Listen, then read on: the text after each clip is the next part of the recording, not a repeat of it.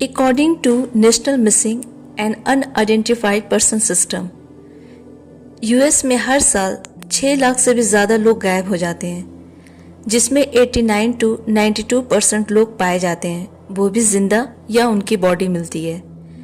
लेकिन वहाँ के जंगल में, नेशनल पार्क्स में कितने लोग गायब होते हैं इसका कोई रिकॉर्ड नहीं है। Hello, welcome to black horror Hindi channel. तो दोस्तों, कैसे हो आप? उम्मीद है कि आप सब बहुत अच्छे होंगे। डेविड पोलाइडस एक अमेरिकन क्रिप्टोजोलॉजिस्ट, ऑथर और प्रोड्यूसर हैं। इससे पहले डेविड पोलाइडस पुलिस ऑफिसर रह चुके हैं। कॉलेज के बाद ये पुलिस डिपार्टमेंट ज्वाइन किए। उसके कुछ सालों के बाद वो स्वैट टीम ज्वाइन किए एज अ डिटेक्टिव, जहां इंटेलिजेंस डिपार्टमेंट में इनका ट्रांसफ़र कर दिया गया। बहुत सारे असाइनमेंट पे भी काम किए। 20 साल की पुलिस सर्विस के बाद इन्होंने वॉलंटरी रिटायरमेंट ले ली थी। इसके बाद डेविड बिगफुट के एग्जिस्टेंस को लेकर बुक्स लिखे। डेविड के बारे में सभी जानते हैं कि ऑथर बनने से पहले वो एक इन्वेस्टिगेटिंग ऑफिसर रह चुके हैं। उन्हें नेशनल पार्क के एक फॉरेस्ट रेंजर ऑफिसर कांटेक्ट करते हैं। उन्हें नेशनल पार्क में मिस्टीरियस तरीके से गायब हुए लोगों के बारे में बताते हैं। वो डेविड को बताते हैं कि यहाँ ज़रूर कुछ है, जो लोग सडनली रहस्यमय तरीके से गायब हो जाते हैं। आप इन्वेस्टिगेट करेंगे तो शायद कुछ पता चल सकता है। इसके बाद डेविड पोलाइडस इस प्रोजेक्ट में लग जाते हैं। वो सारे नेशनल पार्क को विजिट करते हैं, गायब होने वाले लोगों के घर वालों से मिलते हैं, सर्च एंड रेस्क्यू टीम ने कहाँ कहाँ मिस्टेक्स की उसको बताते हैं, विटनेसेस से मिलते हैं, डॉक्यूमेंट्री मूवी भी बनाते हैं। 10,000 घंटे का टाइम लग जाता है डेविड को ये सब करने में, और इन्हीं गायब हुए लोगों पे वो बुक लिखते हैं मिसिंग 411। 411 यूएस में टेलीफोन एक्सचेंज में इंफॉर्मेशन के लिए यूज किया जाने वाला एक्सटेंशन था। बेसिकली ये इंफॉर्मेशन के लिए डायल किया जाने वाला नंबर था। सो इसे मिसिंग 411 बोलिए या मिसिंग इंफॉर्मेशन, गायब हुए लोगों की। डेविड पोलाइडस अपने इंटरव्यू में बताएं कि गायब होने वाले लोगों में बहुत सारी चीज़ों को उन्होंने नोटिस किया था। जैसे जो लोग गायब हुए या तो वो काफ़ी इंटेलिजेंट थे, जैसे फिजिशियन, साइंटिस्ट, या जिन्हें मेंटल डिसऑर्डर थी या मेंटली जो बीमारियों से स्ट्रगल कर रहे थे, वो लोग गायब हुए हैं। विक्टिम्स या तो काफ़ी यंग या तो काफ़ी एज वाले गायब हुए हैं। गायब होने वाले या तो बहुत फिट थे या तो फिजिकली डिसेबल्ड। विक्टिम्स अक्सर दोपहर में या दोपहर के बाद गायब हुए हैं, और वो भी खराब मौसम में। विक्टिम्स जो गायब हुए हैं वो हमेशा रिवर, लेक के पास और जहां बेरीज ज़्यादा होती वहां से और ट्रेल से गायब हुए हैं। गायब हुए लोग जो मिले भी हैं तो उन्हें कुछ याद नहीं रहता है। अगर वो कुछ बोलते हैं तो उस पर यकीन कर पाना बहुत मुश्किल होता है, क्योंकि वो बहुत अनरियलिस्टिक बातें बोलते हैं। डेविड ने बताया कि कई बार ऐसा हुआ कि सर्च एंड रेस्क्यू टीम जिस एरिया को कई बार सर्च कर चुकी है, बाद में फिर सर्च करने पे उसी जगह पे जिसे खोजा जा रहा है या तो वो मिलता है या तो उसकी बॉडी। जो स्निफर डॉग्स होते हैं वो भी गायब हुए लोगों के सेंट को पिक तो करते हैं, लेकिन उसी जगह बस घूमते रहते हैं, जैसे कि वो विक्टिम्स वही हैं लेकिन किसी को नज़र नहीं आ रहा है। जिस विक्टिम्स की बॉडी मिलती है उनके दोनों शूज़ या एक शूज़ गायब ही रहते हैं। बॉडीज ऐसी जगह से मिलती है जहां उस मरे हुए पर्सन का जाना बहुत मुश्किल होता है, स्पेशली बहुत कम टाइम में बहुत दूर जाना। डेविड ने यह भी बताया कि जब वो मैप पे गायब हुए लोगों की लोकेशन को पिन पॉइंट कर रहे थे तो कुछ क्लस्टर्स बन रहा था जहां से लोग गायब हो रहे थे। सर्च एंड रेस्क्यू टीम को अगर फुटप्रिंट्स मिलते थे या कोई और निशान मिलते थे तो वो बीच रास्ते से ही गायब हो जाते थे। डेविड पोलाइडस ये भी बताया कि यहाँ एटलीस्ट 1600 से भी ज़्यादा लोग गायब हुए हैं। ये तो ऑफिशियली आंकड़ा है जिनके केस रजिस्टर्ड हैं। बहुत ऐसे भी लोग हैं जिनका केस कोई रजिस्टर ही नहीं है। आगे मैं जो आपको स्टोरी सुनाने वाली हूँ वो मिसिंग 411 बुक से गायब हुए लोगों की स्टोरीज है। दोस्तों, इस टॉपिक पे मैं बहुत रिसर्च की हूँ, काफ़ी ज़्यादा मेहनत की हूँ। सो आप लोग इस वीडियो को पूरा देखें और इसे अगर हो सके तो फैमिली एंड फ्रेंड्स के साथ ज़रूर शेयर करें ताकि इसकी रीच बढ़े, मुझे भी मोटिवेशन मिलती रहेगी। मैं डेनिस मार्टिन को केस को कवर नहीं की हूँ क्योंकि उस पर ऑलरेडी बहुत सी वीडियोस हैं। फिर भी अगर आप बोलेंगे तो मैं जब दोबारा मिसिंग 411 की वीडियो बनाऊंगी तब उसमें इंक्लूड कर दूंगी। मुझे आप कमेंट में ज़रूर बताइएगा, ठीक है? तो चलिए कहानी शुरू करते हैं। एक प्रोफेसर थे जिनका नाम डॉक्टर मॉरिस डैमेटिस था। अपने 70 के दशक में डॉक्टर मॉरिस कुछ बुक्स लिखे थे जहां उन्होंने मेंशन किया था कि डेविल आने वाला है। वो अपने बुक से फेमस तो हुए लेकिन उससे ज़्यादा अपने रहस्यमय तरीके से गायब होने पर ज़्यादा फेमस हुए थे। डॉक्टर मॉरिस को बहुत सारी हेल्थ प्रॉब्लम थी। उन्हें आर्थराइटिस थी और ब्लड डिसऑर्डर की भी प्रॉब्लम थी। सबसे बड़ी प्रॉब्लम थी कि आर्थराइटिस की वजह से उनके नीज में जो पेन होती थी उसकी वजह से वो 1-2 कदम से ज़्यादा चल नहीं पाते थे। उनके साथ में हमेशा कोई ना कोई रहता था, उन्हें सपोर्ट करता था चलने में। बाहर अगर कहीं जाना होता था तो डॉक्टर मॉरिस के क्लोज फ्रेंड डेविड मैकशेरी उनके साथ जाते थे। डॉक्टर मॉरिस को कलरफुल जेम्स और मिनरल्स कलेक्ट करना बहुत पसंद था। वो American federation of mineral societies और जेम और मिनरल क्लब के मेंबर थे। मेंबर होने की वजह से उन्हें परमिशन थी कि वो जेम्स को कलेक्ट करने के मिनरल्स वाली एरिया को खोज सकते हैं। 1981 में अप्रैल के मंथ में एक मॉर्निंग को डॉक्टर मॉरिस यूएस के कोलोराडो स्टेट के डॉगलस काउंटी के पाइक नेशनल पार्क में गए थे अपने फ्रेंड डेविड मैकशेरी के साथ। वो यहाँ आए थे टोपैज जो पत्थर होता है उसे खोजकर कलेक्ट करने। डेविड उन्हें लेकर जाकर एक जगह पे बैठा देते थे। फिर डॉक्टर मॉरिस खुद से उस जगह को खोदते थे उस टोपैज पत्थर को खोजने के लिए। डॉक्टर मॉरिस को एक जगह छोड़कर उनके दोस्त डेविड उनसे कुछ दूरी पे दूसरी जगह को खोदते थे, लेकिन हर 10-15 मिनट में डेविड मैकशेरी डॉक्टर मॉरिस को चेक करते थे कि सब ठीक है कि नहीं और फिर दूसरी जगह उन्हें शिफ्ट करते थे। ऐसा करते करते सारा दिन निकल जाता है नए नए लोकेशन पर जाकर जेम्स खोजने में। 3 बज जाते हैं। फिर वहाँ एक छोटा सा पहाड़ रहता है। डेविड उस पहाड़ के नीचे डॉक्टर मॉरिस को ले जाते हैं और डॉक्टर मॉरिस से बोलते हैं कि यहाँ भी आप चेक कर लीजिए, फिर मैं 10 मिनट में आता हूँ, तब हम लोग यहाँ से घर रिटर्न चलेंगे। डॉक्टर मॉरिस फिर वहाँ की रेत वाली जगह को खोदने लगते हैं और डेविड उनसे करीब 100 यार्ड्स की दूरी पर अपने लोकेशन पे जाकर टूल्स को धोने लगते हैं और सब चीज़ों को समेटने लगते हैं घर रिटर्न जाने के लिए। 15 मिनट के बाद डेविड जब डॉक्टर मॉरिस को लेने जाते हैं तो देखते हैं कि वहाँ डॉक्टर मॉरिस नहीं है और ना ही उनका टूल्स दिख रहा था। वो बहुत हैरान हो जाते हैं कि वो एक कदम तो चल नहीं सकते हैं, तो वो कहाँ चले गए। वो बहुत आवाज़ देते हैं लेकिन कोई रिस्पॉन्स नहीं मिलता है। पहाड़ पे चढ़ने का सवाल ही नहीं है। डेविड इधर उधर बहुत खोजते हैं लेकिन डॉक्टर मॉरिस उन्हें कहीं नहीं मिलते हैं। अपने दिल को तसल्ली देने के लिए वो बोलते हैं कि हो सकता है वो गाड़ी के पास चले गए हों। फिर डेविड गाड़ी के पास भी जाते हैं चेक करने, लेकिन डॉक्टर मॉरिस उन्हें कहीं नहीं मिलते हैं। फिर वो सर्च एंड रेस्क्यू टीम से कांटेक्ट करते हैं। सर्च एंड रेस्क्यू टीम और पुलिस उन्हें लगातार 5 दिनों तक ढूंढती रही, लेकिन न डॉक्टर मॉरिस कहीं मिले, ना ही उनका कोई टूल्स और ना ही कोई ब्लड का निशान मिला। यहाँ तक कि सर्च डॉग्स भी उनके सेंट को पिकअप नहीं कर पा रहे थे, वहीं बस वो घूम रहे थे। ना ही कोई ऐसा निशान मिल रहा था जिससे लगे कि कोई जानवर उन्हें खींचकर ले गया हो। कुछ दिनों के बाद वहां के अथॉरिटीज ने इस केस को क्लोज कर दिया, ये बोल करके कि उनसे जितना हो सकता था उन्होंने किया, लेकिन डॉक्टर मॉरिस कहीं नहीं मिले। डॉक्टर मॉरिस की वाइफ कोलोराडो के गवर्नर को लेटर भी लिखती हैं केस को रीओपन करने के लिए, लेकिन उनकी वाइफ को कभी उस लेटर का रिप्लाई नहीं मिला। वहाँ के जो नेटिव अमेरिकन्स थे उनका कहना था कि डॉक्टर मॉरिस जिस जगह से गायब हुए हैं उस जगह को डेविल हेड भी कहा जाता है। इस जगह पे शैतानी आत्मा बहुत रहती है, ये एक श्रापित जगह है। इससे पहले भी वहाँ से लोग गायब हुए हैं। 1990 में ऑफिशियली डॉक्टर मॉरिस को डेथ डिक्लेयर कर दिया गया था।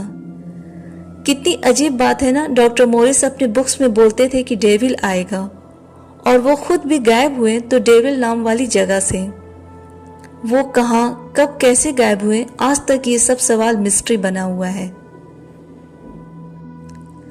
2 अक्टूबर 1999 में एक अमेरिकन 3 साल का लड़का जिसका नाम जेरिड आटाडीरो था, वो कोलोराडो के रूजवेल्ट और अरापाहो नेशनल फॉरेस्ट के एक हिस्से बिग साउथ ट्रेल से गायब हो गया था। वो अपनी 6 साल की बहन जोसेलिन और फादर एलन के साथ एक रिजॉर्ट में रहता था। वहाँ के रिजॉर्ट में एक क्रिश्चियन ग्रुप भी रहता था, जिसमें से एक महिला एलन के दोनों बच्चों को अपने साथ कुछ घंटे के लिए फिशिंग के लिए लेकर जाना चाहती थी। एलन सिर्फ अपनी लड़की जोसेलिन को जाने की परमिशन दे रहे थे, लेकिन जेरिड के जिद करने की वजह से वो उसे भी जाने देते हैं। 2 अक्टूबर 1999 को वो महिला दोनों बच्चों को लेके जाती है। कुछ देर फिशिंग करने के बाद वो Christian group big south trail पे हाइकिंग करने का डिसाइड करते हैं। बच्चों को वो लोग हाइकिंग पर लेकर जा सकते हैं, इसकी परमिशन वो एलन से नहीं लेते हैं। उस ग्रुप में 11 एडल्ट्स थे और ये 2 बच्चे, जेरिड और उसकी बहन जोसेलिन। वो सब एडल्ट्स 2 ग्रुप बना लेते हैं, कोई धीरे चलता है, कोई स्पीड में। बच्चे इधर उधर ग्रुप में दौड़ रहे थे। ये लोग अपने हाइकिंग में इतना बिजी हो गए कि उन्हें जेरिड का ध्यान ही नहीं रहा और वो बच्चा रास्ता भटक जाता है और ग्रुप से अलग हो जाता है। इस ग्रुप से एक ने बताया कि वो जेरिड को 2 फिशरमैन से बात करते हुए देखे थे। इसके बाद वो 3 साल का बच्चा जेरिड कभी दिखा ही नहीं। सर्च एंड रेस्क्यू टीम और वहाँ के शेरिफ ने उसे काफ़ी खोजा। खोजने की हर मुमकिन कोशिश हुई। हेलीकॉप्टर का भी यूज़ हुआ, बट अनलकीली हेलीकॉप्टर क्रैश हो जाता है। इतना सर्च ऑपरेशन करने के बाद भी रिजल्ट 0 रहता है। वो दोनों फिशरमैन से इंक्वायरी भी हुई तो दोनों ने बताया था कि वो बच्चा उन लोगों से सिर्फ ये पूछ रहा था कि यहाँ भालू है क्या। इसके बाद वो आगे चला गया। ये 2 लोग थे जिन्होंने आखिरी बार जेरिड को जिंदा देखा था। फिर 4 जून 2003 में 2 हाइकर्स जिनका नाम रॉब और गैरेट था, ये दोनों हाइकर्स उसी ट्रेल पे जहां लास्ट टाइम जेरिड को देखा गया था, वहीं से वो लोग 550 फीट ऊपर माउंटेन पे चढ़ते हैं। 550 फीट ऊपर चढ़ने के बाद उन्हें वहां एक बच्चे के कपड़े और शूज मिलते हैं। जेरिड आटाडीरो का केस काफी फेमस हुआ था, सो इन लोगों को डाउट होता है कि ये शायद उसी बच्चे का कपड़ा है। वो दोनों हाइकर्स उन कपड़ों और शूज के पिक्स क्लिक करके 911 को ईमेल करते हैं। कपड़ों पे भी कुछ बाल मिले थे। उन कपड़ों को जेरिड के फादर एलन पहचान लेते हैं कि ये जेरिड का कपड़ा है। जेरिड के शूज को इन 3.5 साल में कितना संभाल कर रखा गया था, वो बिल्कुल न्यू दिख रहा था। आप स्क्रीन में फोटो में देख सकते हैं। साथ ही ये भी नोटिस कीजिए इस फोटो में कि कपड़े उसके उल्टे किए हुए हैं। फिर 14 जून को जेरिड के स्कल के टुकड़े मिलते हैं और पेड़ के एक टुकड़े पे जेरिड का एक दांत मिलता है। पिक में आप देख सकते हैं कि जेरिड के फादर एलन जेरिड के स्कल को हाथ में लिए हुए हैं। सोचिए क्या बीती होगी उस फादर पे जिसका 3 साल का बच्चा गायब हो गया है और फिर 3.5 साल के बाद उस बच्चे की स्कल मिलती है। जेरिड के फादर ने बताया कि जेरिड के कपड़े उल्टे हुए हैं। कोई जानवर तो जेरिड के कपड़े उल्टे करेगा नहीं। जेरिड के लिए उस पहाड़ पे जाना इम्पॉसिबल था। कोई किडनैपर उसे किडनैप करके भी 550 फीट ऊपर पहाड़ पर लेकर नहीं जा सकता था, क्योंकि उस पे अकेले चलना काफी मुश्किल है। अगर उस बच्चे को कोई जानवर खाता भी तो कपड़े फटे हुए रहते और ब्लड भी उस पे लगा रहता, लेकिन कपड़े बिल्कुल उसी तरह थे। डीएनए में उस कपड़े पर जो बाल मिले थे वो किसी माउंटेन लायन के नहीं थे और ना किसी और जानवर के। उस पे ब्लड के कोई निशान नहीं थे। जेरिड वहां इतनी ऊंची पहाड़ पे कैसे गया? उसके कपड़े और शूज को कौन संभाल कर रखा था? 2003 में इतना सर्च और रेस्क्यू ऑपरेशन किया गया था जेरिड के लिए, तब उस वक्त जेरिड की ये सब चीजें क्यों नहीं दिखी थी ऑफिसर्स या वॉलंटियर्स को? जेरिड अटाडीरो की फैमिली आज भी इन सब सवालों के जवाब ढूंढ रही है, लेकिन इन सब सवालों का कोई जवाब ही नहीं है। ये सब मिस्ट्री बनी हुई है बिल्कुल। ये क्रिश्चियन ग्रुप जो उन 2 बच्चों को लेकर गए तो बहुत केयरलेस थे। वो बच्चों को हाइकिंग पे भी लेकर जा रहे, इस बात की परमिशन वो बच्चों के फादर एलन से नहीं लेते हैं। और अगर बच्चों को लेकर भी गए तो ये उनकी जिम्मेदारी थी कि बच्चों को अपनी नज़र से दूर न होने दें। ग्रुप से जिस शख्स ने जेरिड को 2 फिशरमैन से बात करते देखा तो उसे अलर्ट होना चाहिए था, बच्चे को अपने साथ रखना चाहिए था, लेकिन उन लोगों ने ये भी नहीं किया। वो लोग अगर एलन से हाइकिंग की परमिशन लेते तो शायद एलन उन्हें जाने न देते और आज जेरिड उन लोग के साथ रहता। मार्च 2014 को डॉक्टर जेम्स मैकग्रोगन, या उन्हें जिम भी बोल सकते हैं, हाइकिंग ट्रिप के दौरान ये अपने ग्रुप से सेपरेट हो जाते हैं और गायब हो जाते हैं। 3 वीक के बाद डॉक्टर जेम्स की बॉडी मिलती है। डॉक्टर जेम्स, जिनकी एज 39 थी, ये विस्कॉन्सिन स्टेट से इंडियाना स्टेट की मिशावाका सिटी में आए थे, यहाँ के सेंट जोसेफ हॉस्पिटल के इमरजेंसी रूम में काम करने। काम से ब्रेक लेते हैं और 2014 के मार्च मंथ में ये अपने 3 फ्रेंड्स के साथ कोलोराडो स्टेट के एक छोटे से टाउन वेल में आते हैं हाइकिंग और स्कीइंग करने। इस ग्रुप का प्लान रहता है कि यहाँ 9 मील हाइकिंग करते हुए आइसमैन हट जाएंगे, फिर उसके आगे कैंप हिल, वहाँ रुकेंगे। कैंप हिल वहाँ के माउंटेन के पास जगह होती है जहाँ पे बहुत सारे हट्स बने रहते उन हाइकर्स और कैंपर्स के रुकने के लिए। 14 मार्च 2014 को डॉक्टर जेम्स और उनके ग्रुप एक साथ मॉर्निंग में करीब 8 बजे निकल जाते हैं हाइकिंग करने। वहाँ पे स्नोफॉल भी हो रहा था। रास्ते में 1 फीट तक स्नो भी गिरी हुई थी। 4 मील की हाइकिंग करने के बाद 10 बजे ये ग्रुप एक जगह रेस्ट करता है। आइसमैन हट अभी 5 मील और दूर रहता है। डॉक्टर जेम्स अपने ग्रुप से बोलते हैं कि मैं हाइकिंग करते हुए आइसमैन हट पहुंच जाऊंगा, तुम लोग पीछे से आ जाना, वहीं हम लोग मिल लेंगे। डॉक्टर जेम्स को सभी मना करते हैं नहीं साथ में चलना, लेकिन वो सुनते नहीं है और चले जाते हैं। जब ये ग्रुप वहां आइसमैन हट पहुंचता है तो वो लोग वहां डॉक्टर जेम्स को ढूंढते हैं, लेकिन वो मिलते नहीं हैं। ये लोग बहुत खोजते हैं। इन लोगों को डाउट हो जाता है कि ज़रूर कुछ गलत हुआ है डॉक्टर जेम्स के साथ। वो लोग वहाँ के शेरिफ डिपार्टमेंट को कांटेक्ट करते हैं। फिर रेस्क्यू ऑपरेशन शुरू होता है। एक बात बता दे रही हूँ कि डॉक्टर जेम्स एक बहुत ही फिजिकली फिट थे। ये मैराथन रनर भी रह चुके हैं। डॉक्टर जेम्स जब इस हाइकिंग और स्कीइंग की ट्रिप पे निकले थे तो वो पूरी तरीके से वेल प्रिपेयर्ड थे। मीन्स खाना, पानी, एक्स्ट्रा मोबाइल की battery, GPS tractor, sleeping bags और कुछ टूल्स, ये सब चीज़ें वो साथ में लिए थे। इस बात की जानकारी जब वहाँ की लोकल अथॉरिटीज़ को हुई तो वो ज़्यादा कंसर्न नहीं हुए डॉक्टर जेम्स को लेकर। 4 दिनों तक रेस्क्यू ऑपरेशन चला, लेकिन 5वें दिन खराब मौसम की वजह से रेस्क्यू ऑपरेशन को रोक दिया जाता है। करीब 1000 घंटे का रेस्क्यू ऑपरेशन चला था, लेकिन कुछ मिला नहीं। 20 दिन बाद 3 अप्रैल 2014 को आइसमैन हट, जहां डॉक्टर जेम्स को जाना था, वहां से करीब 5.5 मील की दूरी पे ईस्ट डायरेक्शन में बूथ फॉल्स के पास डॉक्टर जेम्स की बॉडी मिली थी। इस बूथ फॉल्स के पास 3 स्कीयर्स आए थे स्कीइंग करने, उन्हें ही डॉक्टर जेम्स की बॉडी मिली थी। डॉक्टर जेम्स हेलमेट पहने हुए थे, लेकिन ग्लव्स और कोट नहीं था। सबसे स्ट्रेंज बात थी कि उनके बूट्स भी नहीं थे। उनका बैग और स्नो बोर्ड भी मिला था जिसमें सारी चीजें वैसे ही थी। 7 अप्रैल 2014 को ईगल काउंटी क्रोनर के शेरिफ कारा बेटस बताते हैं कि डॉक्टर जेम्स की डेथ मल्टीपल इंजरीज से हुई थी। उनके लेफ्ट चेस्ट की हड्डियां टूटी हुई थी, फेमर बोन भी टूटी हुई थी। वो हेलमेट पहने हुए थे, लेकिन उनका स्कल पूरी तरह से टूटा हुआ था। उनके बूट्स, कोट और ग्लव्स ये कहीं नहीं मिले। सवाल ये है कि रास्ते में डॉक्टर जेम्स कहाँ गायब हो गए थे। अगर वो खुद से रास्ता भटक जाते तो उनके पास जीपीएस ट्रैकर था, मोबाइल था, इन सब का यूज़ क्यों नहीं किया उन्होंने। उनके बूट्स कहाँ गायब हो गए थे, उनके ये सब गहरी चोट कैसे लगी थी। जहाँ पर डॉक्टर जेम्स की बॉडी मिली थी वहाँ पे वॉलंटियर्स कितनी बार आए थे, लेकिन तब डॉक्टर जेम्स की बॉडी उन्हें नहीं मिली थी वहाँ।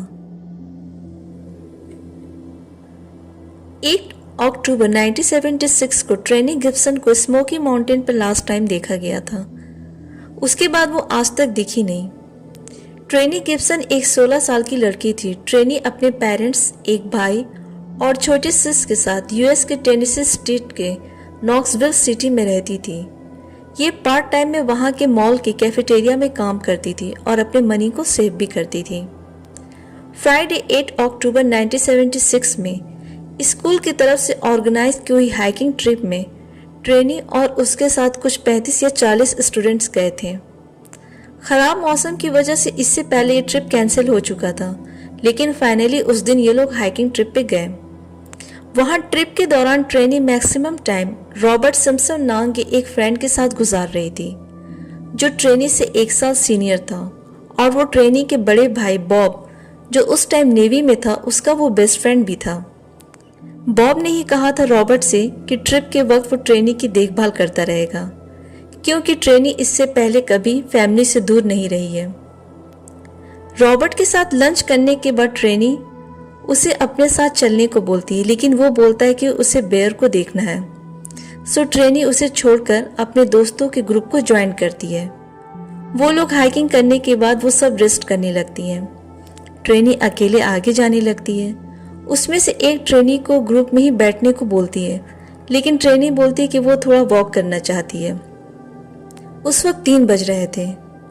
ट्रेनी वहां माउंटेन के एक रास्ते पे जाती है और अपने राइट साइड में झुकती है। ऐसा लगता है कि वो कुछ देख रही थी और वो उसी तरफ चली जाती है। बस ट्रेनी यही लास्ट दिखी थी। 3:30 बजे जब रिटर्न होने का टाइम होता है तो ट्रेनी की जो फ्रेंड उसे माउंटेन वाले रास्ते पे देखी थी वो वहां जाकर आवाज देती है, लेकिन उधर से कोई रिस्पॉन्स नहीं आता है। सभी को लगता है कि शायद ट्रेनी बस में चली गई होगी। वो लोग जब बस में जाते हैं तो सभी को याद आता है कि ट्रेनी तो बस में नहीं है। उनके टीचर जो उनके साथ आए थे डनलप नेशनल पार्क सर्विस को कांटेक्ट करते हैं और 4:30 बजे शाम को रिपोर्ट फाइल करते हैं। सर्च ऑपरेशन शुरू हो जाता है ग्राउंड और एयर दोनों लेवल पर, लेकिन ट्रेनी का कुछ पता नहीं चलता है। वहां पे इन स्टूडेंट्स के अलावा और भी दूसरे हाइकर्स और कैंपर्स थे। उन लोगों से भी पूछा गया, लेकिन सबने कहा कि वो ऐसे किसी लड़की को बाहर जाते किसी के साथ नहीं देखे हैं। वॉलंटियर्स को भी बढ़ा दिया गया था, फिर भी ट्रेनी का कोई भी ट्रेस नहीं मिल रहा था। ट्रेनी को जहां लास्ट टाइम देखा गया था वहां काफी झाड़ियां और पथरीली जगह है, जहां कोई दूसरा और रास्ता भी नहीं है। वहां से ट्रेन डॉग्स की टीम ट्रेनी के सेंट को पिकअप करती है, फिर आगे जाकर वो लोग भी कुछ नहीं कर पाए। ये ऑपरेशन 1 नवंबर 1976 तक चला। तेज बारिश, फॉग और तेज हवा चलने की वजह से ये ऑपरेशन रोक दिया गया। फिर 1977 में 18 अप्रैल से 5 मई तक ये ऑपरेशन फिर शुरू किया गया था, लेकिन रिजल्ट नेगेटिव। ट्रेनी के फादर अथॉरिटीज को बताते हैं कि 1 साल पहले 1975 में अक्टूबर के मंथ में एक यंग लड़का कैल्विन नाम का काफी ड्रिंक करके रात के टाइम फोर्सली घर में घुस आया था। मुझे उसके एक पैर पे शूट भी करना पड़ा था। जुवेनाइल कोर्ट में उसे 2 साल की जेल हुई थी, लेकिन वो 6 महीने में ही बाहर आ गया था। सजा के दौरान उसने कोर्ट में सभी के सामने धमकी दी थी कि वो ट्रेनी को कुछ कर देगा या तो उसके किसी भी फैमिली मेंबर्स को। सभी उसी को सस्पेक्ट मान रहे थे। सभी को लग रहा था कि शायद उसी ने ट्रेनी को किडनैप किया होगा और उसे मार दिया होगा। पहला सस्पेक्ट वो ट्रेनी का दोस्त रॉबर्ट को माना जा रहा था, लेकिन उससे कभी कोई इंक्वायरी नहीं हुई थी, क्योंकि ट्रेनी की जो दोस्तें थी वो लोग भी बता चुके थे कि रॉबर्ट के साथ लंच करने के बाद रॉबर्ट को वहीं छोड़कर ट्रेनी इन लोगों को ज्वाइन कर ली थी। उसके बाद रॉबर्ट के साथ ट्रेनी दिखी नहीं थी। लेकिन मुझे ये दोनों सस्पेक्ट का हाथ नहीं लग रहा था ट्रेनी के गायब होने में। अगर कुछ सेकंड्स के लिए मान ले कि वहां पार्क में वो कैल्विन आया था, तो ट्रेनी उसको देखने के बाद भी क्यों जाएगी उसके पास, जबकि वो धमकी भी दे चुका था और उससे जान का खतरा भी था। इतनी समझदार तो होगी कि वो नहीं जाएगी उसके पास या उसके साथ। रही बात रॉबर्ट की, तो उसके फ्रेंड ने कंफर्म कर दिया था कि वो लंच के बाद साथ में ही नहीं थे दोनों, और कोई किडनैप भी नहीं कर सकता क्योंकि वहां पे बहुत सारे कैंपर्स और हाइकर आते थे। ये भी पॉसिबल नहीं है। कुछ लोग बोल रहे थे कि ट्रेनी कहीं भाग गई होगी, लेकिन अगर वो जाती तो वो अपने सेव किए हुए मनी को लेकर जाती, ना कि अकाउंट में छोड़कर।